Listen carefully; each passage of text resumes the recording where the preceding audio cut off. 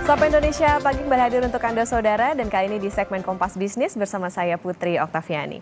Saudara, tidak ada orang tua yang ingin mewariskan dan mendoakan kemiskinan pada anak-anaknya. Tetapi menjadi ironi bahwa sebuah negara yang punya cita-cita Indonesia Emas 2045, bahkan data Badan Pusat Statistik juga bilang 9,3% penduduk Indonesia masuk garis kemiskinan. Namun pejabatnya bilang sekolah tinggi adalah kebutuhan tersier. Kompas Bisnis mengundang dua sosok yang kami menilainya punya perhatian tinggi pada pendidikan dan ekonomi keluarga. Ada Devi Ulumit, alumni Institut Teknologi Bandung yang kini sudah jadi project manager di sebuah perusahaan, dan Imam Santoso yang merupakan mentor Devi sekaligus dosen di ITB. Selamat pagi Mbak Devi dan juga Pak Imam. Selamat pagi, Mbak. Oke, saya mau ke Mbak Devi dulu. Mbak Devi, yang kami pahami, yang kami baca-baca juga ini kan Mbak Devi dari keluarga yang mohon maaf tidak punya privilege banyak ya Mbak ya. Bagaimana ceritanya waktu itu bisa lolos ke ITB, dan mungkin kalau berkenan bisa diceritakan tentang ekonomi orang tua saat itu bagaimana Mbak Devi? Eh, apa? Sebetulnya itu memang semua yang diceritakan Mas Imam Dirir itu benar, Mbak Okta ya. Jadi butuh perjuangan yang sangat keras sih. Awalnya Mas Imam ini memang dari dulu sekali dari saya zaman sekolah, beliau sangat rajin mencari bibit-bibit di sekolah-sekolah. Meskipun masih statusnya masih kuliah waktu itu ya. Jadi beliau menyemangati adik-adik kelasnya. Saya ketemu dengan Mas Imam dalam kurun waktu pendidikan di SMA, tapi beliau rajin mencari tadi. Kemudian dari sana saya sebelumnya tidak tahu sama sekali ingin kuliah di mana, nggak ada kebayang di mana, meskipun saat itu saya memang paling pintar gitu ya di satu sekolah itu, tapi tidak kepikiran sama sekali untuk kuliah. Kemudian karena Mas Imam menyemangati, jadi saya belajar saat itu, meskipun tidak tahu uangnya dari mana, sama sekali tidak kepikiran. Kemudian setelah itu ya belajar. Ketika lolos ibu saya tuh sama sekali nggak punya uang ya untuk makan sehari-hari aja, kami sulit gitu. Tapi saya berangkat aja. Ibu waktu itu mencari pinjaman, dapat uang 3 juta pinjaman, saya berangkat aja ke Bandung. Sampai Bandung terserah deh mau seperti apa. Waktu itu saya juga tidak terlalu connect dengan Mas Imam karena Mas Imam ini sepertinya masih baru lulus ya Mas ya, baru lulus kuliah. Iya, Jadi jadi dengan percaya dirinya aku menjamin kamu.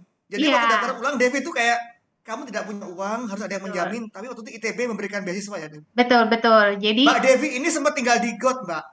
Ketika SD, rumahnya di GOT di Bali sana. ya, ya, itu benar.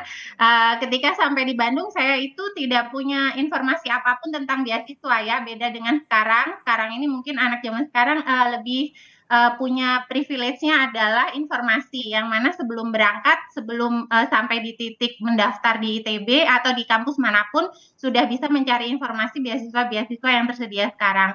Kalau saya zaman dulu itu tidak ada sama sekali informasi beasiswa, jadi yang penting saya masuk aja ke ITB. Ketika daftar ulang, ya saya bilang sejujurnya bahwa saya tidak punya uang untuk daftar ulang. Waktu itu 3 juta 10.000 kalau nggak salah tahun 2007. Kemudian oleh ITB akhirnya diberi pas udah terakhir gitu ya, anak-anak yang tidak bisa membayar daftar ulang diberitahu bahwa kamu harus mengajukan penangguhan. Apakah kamu membawa surat keterangan miskin? Begitu. Saya tidak membawa. Apakah kamu datang bersama orang tua? Saya tidak datang bersama orang tua juga. Jadi waktu itu saya mohon waktu untuk mencari siapa yang bisa menjadi wali saya atau bertanggung jawab atas saya bahwa saya pasti akan membayar uang daftar ulang ini. Jadi saya cari Mas Imam waktu itu ke Ke ruangan. waktu itu tidak terkenal secara ini ya, baik, masih masih hanya ketemu di Masih telepon. gembel lah dulu Mas Imam tuh ya, masih gembel. Jadi waktu itu dijamin oleh Mas Imam bahwa saya pasti akan membayar. Kemudian selama jangka waktu yang saya janjikan, saya mencari beasiswa. Jadi kalau yang saya belajar lagi ke belakangnya, mengingat lagi kalau misalkan kita memang tidak punya privilege ekonomi, anaknya sendiri harus benar-benar berusaha gitu. Tidak zaman dulu ataupun sekarang sama aja ya. Meskipun sekarang informasi banyak, tapi tetap aja usaha perjuangan itu wajib. Nah, kalau yang sudah punya privilege, semoga bisa memanfaatkan privilege-nya dengan bertanggung jawab, berintegritas gitu. Itu aja sih Mbak Okta. Iya, itu tadi Mbak Devi sempat jadi siswa yang bisa akhirnya lolos ITB tapi terkendala biaya. Nah, tapi kan itu ketika baru mau masuk ITB tadi kan tantangan-tantangannya. Nah, kalau ketika kuliahnya Mbak, ini kan tentu tadi nggak cuman berjibaku sama biaya pendidikan yang tentunya nggak murah ya. Nah, gimana bisa menghadapi tantangan dan juga akhirnya bisa selesai kuliahnya di tengah tentunya himpitan ekonomi tadi? Ya, selama saya kuliah 4 tahun itu memang, Bapak Ibu saya di rumah mungkin bisa nanti dikonfirmasi. Saya memang tidak pernah mendapat kiriman uang dari orang tua, justru saya berusaha untuk mengirim. Itu sebetulnya bukan kemauan orang tua saya, pasti meskipun ekonomi sangat pas-pasan, beliau pasti ingin mencukupi anaknya, semua orang tua seperti itu. Tapi saya sendiri ingin, tidak seperti itu, jadi saya mendapat beasiswa UKT. Sebetulnya banyak juga beasiswa lain yang tersebar kalau misalkan saya mau untuk mencari beasiswa hidup. Tapi saya tidak mau, saya ingin sudah cukup UKT untuk hidup saya akan mencari sendiri. Oleh karena itu saya bekerja macam-macam, ada, makanya disebut Devi Donat karena setiap hari saya membawa makanan ya, membawa donat itu, kemudian, sampai ngelamar-ngelamar jadi tukang cuci piring di kafe begitu, Mbak. Terus, di tahun kedua akhirnya saya diajak oleh dosen saya untuk bersama-sama mengerjakan proyek begitu. Jadi, untuk biaya hidup saya memang mencari sendiri, bekerja, untuk UKT saya dapat dari, beasiswa di kampus. Hmm, berarti meskipun terhimpit biaya tapi harus tetap kuliah, jadi tadi ngambil part-time ya Mbak Devi ya. Oke, saya ke Iya, Mas Imam. Mas Imam, waktu tahu tentang Devi, karena kan Mas Imam juga tadi dikatakan sama Mbak Devi aktif juga ya mencari mahasiswa yang mungkin kekurangan biaya untuk bisa lanjut kuliah. Gimana waktu itu melihat backgroundnya seorang Mbak Devi ini, value apa yang dilihat sama Mas Imam, potensi apa sih yang ada di diri seorang Mbak Devi ini, selain tadi tentunya Mbak Devi ini seorang siswa yang pintar sampai bisa lolos ke ITB. Jadi begini Mbak, saya itu percaya bahwa pendidikan bisa merubah hidup seseorang, termasuk Devi dan keluarganya. Nah, karena Mbak Devi itu dari keluarga yang tadi underprivileged, maka ini adalah suatu kewajiban bagi saya untuk apa ya, senior dan tahu jalan bahwa pendidikan di ITB itu bisa merubah hidup. Walaupun saya waktu itu belum bisa membuktikan, saya masih mahasiswa yang ngutang-ngutang juga, tapi saya melihat Devi ini yang pemberani dan punya potensi. Saya, oh anak ini harus ditolong, harus diarahkan, dan harus ditunjukkan jalannya. Waktu itu saya bilang ke Devi, Dev, kamu masuk dulu aja di ITB. Di sana banyak beasiswa, ada kekuatan ikatan alumni. Pokoknya kamu jangan mikir dulu. Nah, waktu itu Devi langsung semangat, walaupun pada akhirnya tahun itu juga dia nangis terseduh-seduh berjam-jam nggak lolos. Walaupun dia nggak lolos, anak ini ternyata nggak patah juga semangatnya ya. Nyoba tahun kedua dan alhamdulillah lolos ke ITB. Jadi Devi ini memang anaknya gini Mbak, dia tuh beda, dia tuh seperti cowok tomboy gitu ya. Dia emang mandiri, jago pencak silat, memukul preman sejak SMP itu dia udah melatih muridnya cowok-cowok. Oh berarti anak ini akan survive nih kalau di Bandung. Jauh dari orang tua akan survive. Selain akademik, secara mental, kemandirian, resilience, adaptasi yang kuat, anak ini bisa diandalkan. Walaupun anak desa itu nggak gampang ya, karena bersaing dengan anak kota yang mungkin tiap hari bimbel.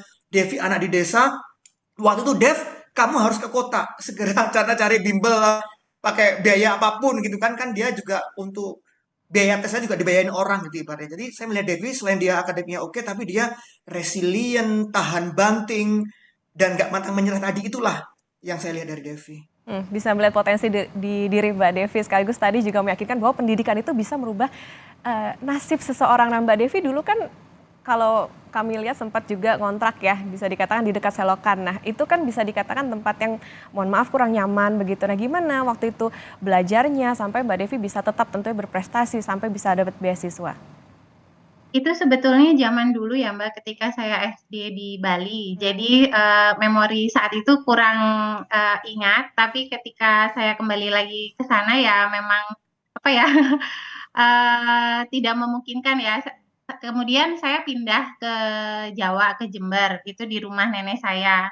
Di situ, hal lain lagi selain kalau yang di Bali itu sangat terbatas di apa, fasilitas rumah ya, tempat tinggal. Kalau ketika di Jember itu, waktu jadi misalkan bapak saya itu minta melatih melatih apa namanya, pencaksilat dan lain-lain, itu terbatas di waktu. Jadi, bagaimana cara belajarnya atau survive-nya supaya bisa terus, berprestasi itu saya kurang ini juga ya kurang bisa memberikan tips-tips karena itu berjalan begitu saja sih Mbak ya. Di mana ada waktu, di mana ada tempat ya dilaksanakan. Yang penting melaksanakan kewajiban dulu. Misalkan kalau misalkan kita masih sekolah ya PR-PR dikerjakan, belajar di sekolah itu yang dimaksimalkan begitu Mbak Okta.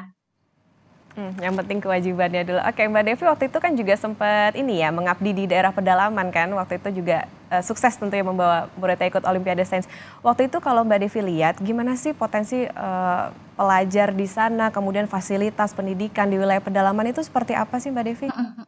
Kalau yang di pedalaman pengalaman saya semua banyak sekali orang yang sangat baik, yang sangat yang punya semangat sangat tinggi ya, baik dari guru-gurunya, anak-anaknya, orang tuanya juga, tapi mereka harus diberi informasi begitu Mbak, terus dibimbing.